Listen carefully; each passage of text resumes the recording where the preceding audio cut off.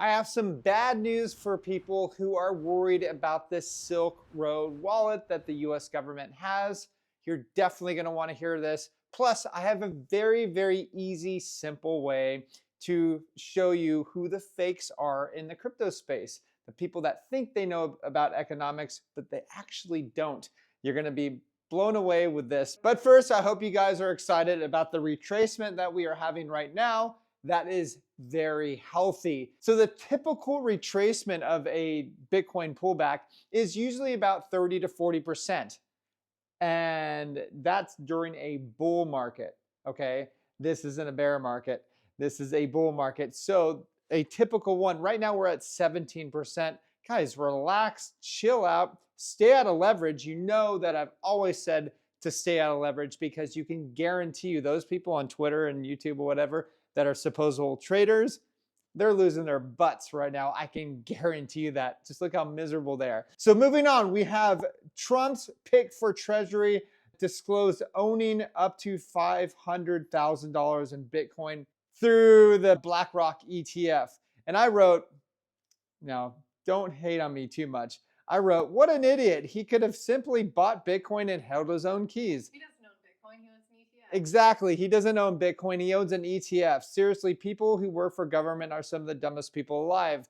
I know I said that. I'm very outspoken on Twitter, at SirCryptoTips if you want to watch me there. But here's the point of this. The point is that all of these people, Trump and everyone else that are pro-Bitcoin, are actually pro-BlackRock. They're going to suck you into this.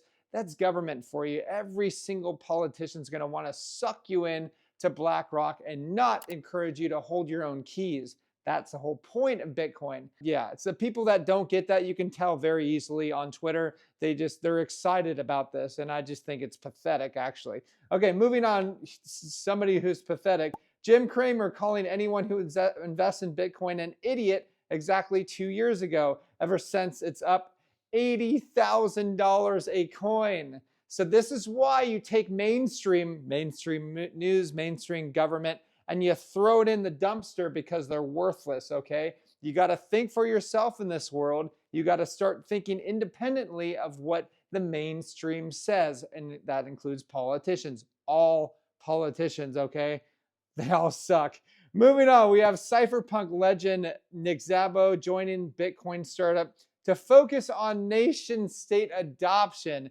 Boy, did this guy lose the plot. Once OG, now just a sucker for the state. You know what? He could have been working for the free market and improving the state of affairs right now in Bitcoin, but instead he's going to be helping the nation states, which, oh my gosh, separation of money and state. Have you ever heard of that, Nick Szabo? Exactly. I hope you've heard of that. I hope he comes back to the good side again. Okay, so this is from Crypto Tips Real. This is us on Twitter showing us exactly who the fakes are in this space. We say the DXY has surged to 110 while bond yields rise despite rate cuts. Rising yields and a stronger dollar are straining debt markets. Central banks intervene to cap yields and devalue currencies.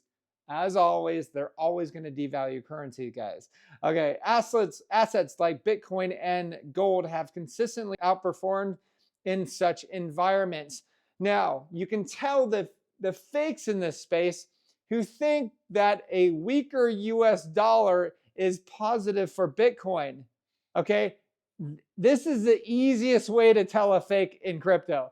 These people don't know anything about how Bitcoin works. You know what? I've been around for 12 years in this space. I know exactly how this works. I've been around for 4 different bull markets.